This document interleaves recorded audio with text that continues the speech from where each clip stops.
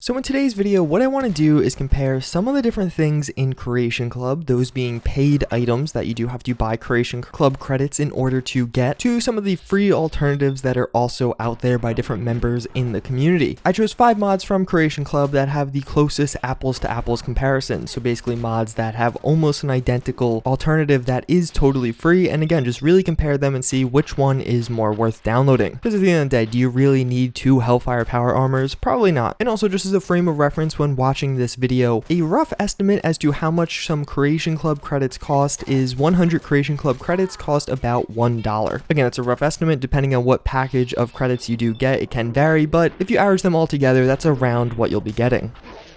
So starting things off, we do have the Hellfire power armor. It's going to cost 500 Creation Club credits, so again, that's going to be around $5. And after installing the mod, you're going to have a short quest where you have to go and get this, basically killing a few enemies in a field. Then the armor is yours. As far as customizability goes, you're going to be able to change some of the materials and paint jobs, a lot of them being very similar to the options you do have in vanilla Fallout 4. So the mod I'm going to be comparing is actually probably one of the latest on this list. That's going to be the Hellfire XO3 power armor by Dogtooth, CG, and Anuctium. It only came out a few days ago and yesterday on Xbox One. The way you get this armor is pretty interesting. It's basically going to be near the crashed vertibird. You're going to take on some enemies before getting it, not just 3 in a field. Then you do get the armor and the frame, and you do have the basic Hellfire power armor. I do say basic because there's actually a lot more to this armor. I would definitely argue that the visuals are pretty similar between both of these. I think the way you get the free Hellfire is a little bit cooler, but then again, you do have the customizability of the free Hellfire. Basically, there's 3 different variants: the Coldfire, the Hellfire, and the Brimstone. What these are going to do is when you have the drop down animation, so like when you crash down and knock back or stun all of the enemies around you, depending on what type of armor you do have, it will have a different effect. The Coldfire will freeze the enemies, Hellfire will unleash a fiery blast burning them all, and the Brimstone is actually going to deal radiation damage. In addition, as you could obviously tell, all of these have different visuals and look pretty substantially different, but good in their own way. I'm also not showing you the factory model, which also has its own visuals. Personally, I think this is a really cool effect, and this time I'm definitely going to give the benefit to the free version. There just is simply more functionality, and frankly, everything is done better. The textures are better, the way you get the armor is better, and then beyond all that, there is even just more functionality with that armor.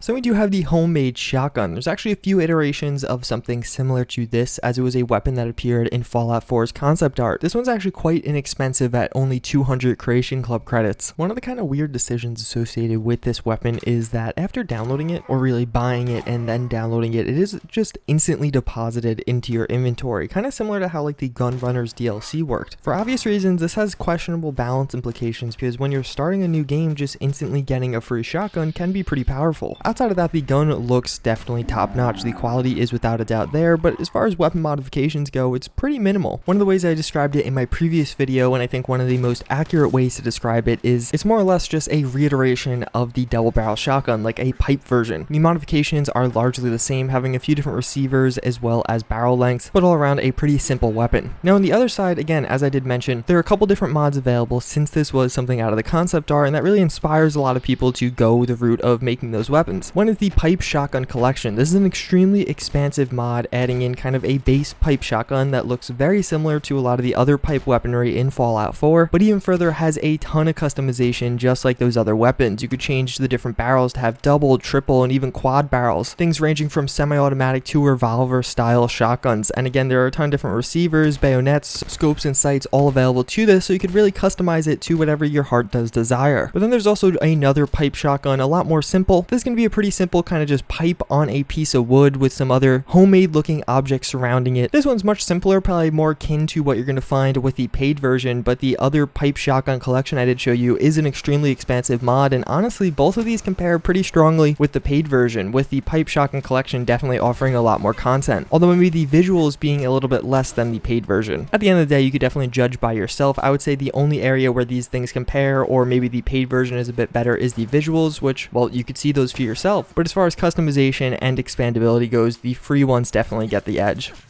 So another pretty popular inclusion in Creation Club was the Chinese stealth armor. This was an interesting one. It basically adds in the iconic Chinese stealth armor. You're going to have a short quest to go get it, where you basically take on some enemies and then find it in a little crate. Pretty simple, and those enemies are there by default. The crate is really the only thing added in. And then once getting the armor, there is nothing in the way of customization. What you see is what you get, but of course you can crouch down and go stealthy, and the visuals are pretty top notch on this armor. On the free side, the Chinese stealth suit is a huge armor mod by Inuctium and Dogtooth CG. This one also adds in an even more interesting way to get the suit. Basically, you're gonna have to go to a Chinese submarine and get the armor that way. The visuals, I would say, are about equal. I don't think one is particularly better looking than the other, but the part about this where I think the free mod really shines is in the customizability. There's actually a ton of different customizability options here. There are a bunch of modifications you can make to the suit to more or less totally change the overall look. These ranging from having more or less armor onto the suit, and in addition actually giving you some new cool and custom abilities.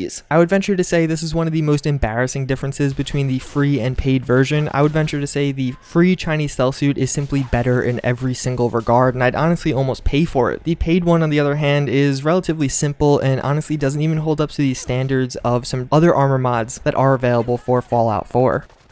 So we do have the black paint job for power armors. What this is going to do is add in a black paint job for the T60, T45, and X01 power armors. I'm not even going to entertain this. There is a plethora of options as far as paint jobs go. You could have Captain America paints, you could have black, any color paints. But the mod I'm going to choose to show you to truly make my point is Fallout 4 War Tags. This is one of my favorite mods. Basically, it's going to add in these totally custom and unique looking paint jobs for power armors. They're really high quality, using a lot of different images and things that would appear in wartime USA during the 1960s, and frankly it's just an extremely high quality mod. There's so much more detail in a lot of these other custom aftermarket paint jobs than the paid one that is in Creation Club. It's $1, I didn't mention that yet, but whatever. I don't even think anyone should be buying this. I imagine a lot of people will, because you do get a free 100 points, and this does cost 100 points, but this is definitely one of the bottom tier options available in Creation Club, and it's honestly something that should just be free. There's no reason someone should be paying for something like this, because I could probably make this myself, and I know next to nothing about modding. Last but not least, we have the modular military backpack. I think a lot of people can argue that this is probably the best thing to come out of Creation Club. What's going to add in is a backpack as kind of a frame of reference. From there, you could change the color, different patches and pouches available on it, and even a little bit cooler, the different pouches that you can add to this do have different abilities. If you assign a medic pouch or a grenade pouch, one will increase your healing rate, while the other one will allow you some more carry weight of different weapons. I'm going to go out and say this is probably one of the best things available in Creation Club, but is it worth your money? How did the free alternatives stand up? Well, on the free side, you have a lot of backpack mods. My personal favorite is going to be Survivalist Go-Bags. Survivalist Go-Bags allows you to take one different base backpack type, whether that be a duffel bag, a more traditional backpack, or even something like a satchel on your back, and from there change the color as well as some of the different equipment that appears on it, ranging from a camping light, some different weapons on it like a bayonet, a rifle, or even a katana. Although the only real functionality this does bring to the table is increasing your carry weight. There's no cool custom abilities like with the, as I did kind of allude to, I think this is going to be one of the only ones where the paid version really is a bit better. But then you have a whole nother question as to whether this is worth the money. Currently it's going for 400 points, or about $4. So is it really $4 better than the free alternatives? I don't know. That's for you to decide. It's also important to remind you that you have to spend $8 at minimum to get points. That is the smallest package. It's not like you could just spend real world money to get this. So you're going to have to spend more than the cost of this item regardless if you want to download it. That's pretty much going to wrap it up for this video. Hopefully you guys found this informative. I really just wanted to do kind of an apples to apples comparison of Creation Club items versus free items. Outside of the backpack, I don't think any of these hold up. Basically, all of the free options are more plentiful, more expansive, and better looking. Hopefully Creation Club turns a new leaf going forward. Maybe we'll see some higher quality mods coming out of it, but for right now, I definitely would stick with Nexus mods and Bethesda.net.